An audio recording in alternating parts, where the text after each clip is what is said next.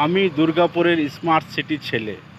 আমার জীবনে কখনো টেনশন ছিল না, কিন্তু একটা মেয়ের জন্যে আমার জীবনে নেমে এলো টেনশন। একটা মেয়ে আমাকে লিফট চেয়েছিল, তো লিফট আমি দিয়েছিলাম।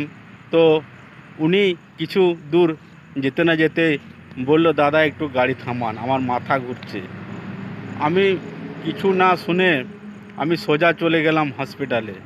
হসপিটালে নিয়ে যেয়ে ওখানে দেখলাম যে হসপিটালে ডাক্তারবাবু নেই। আমার তো খুব টেনশন হয়ে গেল। তো ডাক্তারবাবু আধ ঘন্টা পরে এলেন, মেয়েটিকে চেক আপ করলেন। ডাক্তারবাবু বেরিয়ে এসে বলছে, ধন্যবাদ দাদা, আপনি বাবা হতে চলেছেন। তো আমার তো খুব টেনশন বেড়ে গেল। আমি বললাম, সে কি মশাই, এ তো আমার ওয়াইফ নয়। মেয়েটা বলছে, না স্যার, এটাই আমার হাজব্যান্ড। আমি বললাম, না, এটা আমার ওয়াইফ নয়। আমার তো টেনশনে মাথা খারাপ হয়ে গেল। তো জোর জবরদস্তি করে ওখানকার নার্স আর ডাক্তাররা আমাকে নিয়ে গেল মেডিকেল চেক আপে। ওখানে চেক আপ হলো, তারপরে আমার রিপোর্ট এলো। ডাক্তারবাবু বলছে যে আপনি আর কোনো দিন বাবা হতে পারবেন না। তো আমার টেনশন আবার চেপে গেল। তো আমি ভাবলাম যে আমার বাড়িতে দুটো বাচ্চা আমার বইয়ের, তাহলে ওগুলো কার বাচ্চা?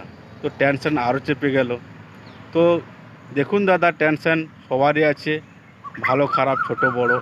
টেনশনটাকে মেনটেন করে চলুন, আর জীবনে ভালো থাকুন, সুস্থ থাকুন। নমস্কার, আজকে ভিডিও এখানে শেষ করলাম। যদি ভালো লাগে লাইক এবং শেয়ার করতে ভুলবেন না। দয়া করে লাইক আর শেয়ার করবেন। ঠিক আছে, ধন্যবাদ।